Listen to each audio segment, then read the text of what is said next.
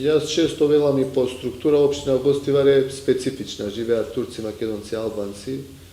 Структурата е слично како во Република Македонија, само што таму се албанци процентот како што се македонци во целата држава. Меѓутоа, мултиетничноста во Гостивар може да служи за пример за сите други општини, функционирањето. Ја не знам некогаш овие 3,5 години да разговараме во кабинетот или во нашата администрација за некаков проблем и при тоа да разговараме дека дали се работи за турци, за албанци, за населба кај што живеат повеќе македонци. Не памтам 3,5 години да сме направиле ваква тема. Тоа функционираше и порано. Не сакам да кажам дека сега ние го направивме, тоа и така функционира. Што се однесува до европската иднина на градот, во нешто сме далеко од Европа. Тоа е, знаете, депонијата Русинов, која што е рак рана на Полошкиот регион, а посебно на општина Гостивар, бидејќи Русино е од општината, зградата на општината околу 1000 метри, 1 километар, и тоа влијае врз нечистиот воздух во Гостивар.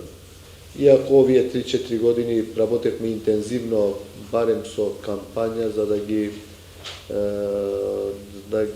луѓето да ги известиме, како да речам, да ги освестиме дека треба да ја чуваат животната средина, дека треба повеќе да користат велосипеди, инвертери. Тоа субвенциониравме, иако во сите други општини владата помагаше во субвенционирање на инвертери и на велосипеди, кај нас никогаш не се случи тоа. Меѓутоа, ние со наши сопствени средства тоа го направивме 3 години.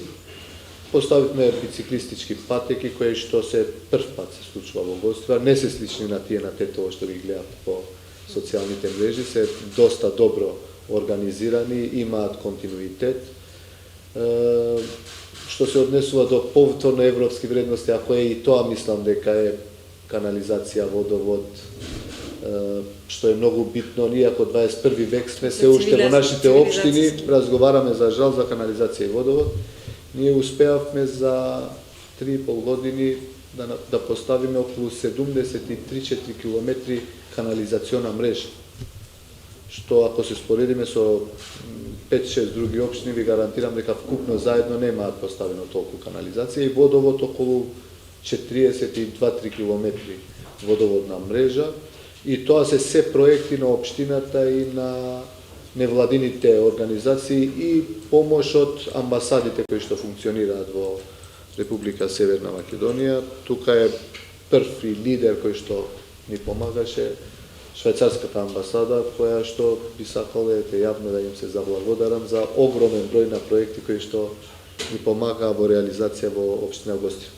Исто така европски вредности и училиштата и квалитетот на условите внатре во училиштата. Мислам дека направивме и таму огромна работа. Ако училиштата се споредат, а ние имаме такви снимки и ќе ги користиме, се надевам, во овој период 3-4 месеци, за да ги прикажеме на граѓаните, на нашите сограѓани, какво било и како е сега. Например, во општина Гостивар е првото училиште кое што е изградено, е green roof, значи со зелена површина. Коре немаше ниедно училиште во Република Македонија. Општина Гостивар беше меѓу првите општини која што промовира дека тие што градат куќи, крововите ги прават зелени кровови, имаат субвенции од општината, значи плаќаат помали даноци, само се со цел да ги мотивираме да направат такви кровови, што се и во тој правец, да речам, можеби пионерски чекор, меѓутоа битен и важен за освестување на луѓето колку е битно да размислиме и во правец на животна средина.